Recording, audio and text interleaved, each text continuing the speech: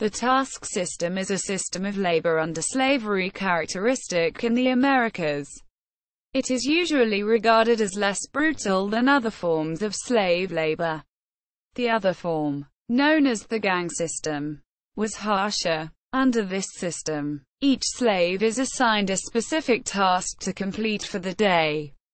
After that task is finished, the slave is then free to do as he or she wishes with the remaining time. The gang systems forced the slaves to work until the owner said they were finished and allowed them almost no freedom. Whether plantation owners organized their slaves on the task or gang system had much to do with the type of crops they harvested. Tobacco and sugar cultivation was organized into gangs since those crops required considerable processing and supervision. Coffee, rice, and pimento were comparatively hardier plants where extensive supervision was unnecessary, leading planters to favor the task system on their plantations. Early rice task system. Evidence suggests that the task system, in some places, included a gender dimension. The women laborers played a major role in the workforce for rice cultivation in South Carolina. This was a division of labor that transferred directly from West African cultures. Women were responsible for the planting, weeding, harvesting, threshing, and polishing of the rice crop. Men were responsible for building canals and rice fields, flooding and draining fields, and protecting the crops from animals.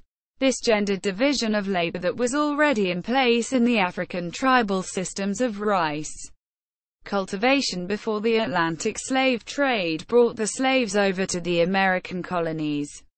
It was an aspect of the constellation of skills and technologies used in traditional African rice cultivation. The slaves used this knowledge to bargain with the plantation owners to gain more control over their work. It gave the plantation owners a greater knowledge of this new and non-indigenous form of farming.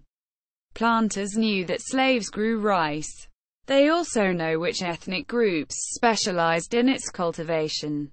This knowledge came from their sustained contact with slaves in shaping the Carolina frontier and growing food staples for mutual survival.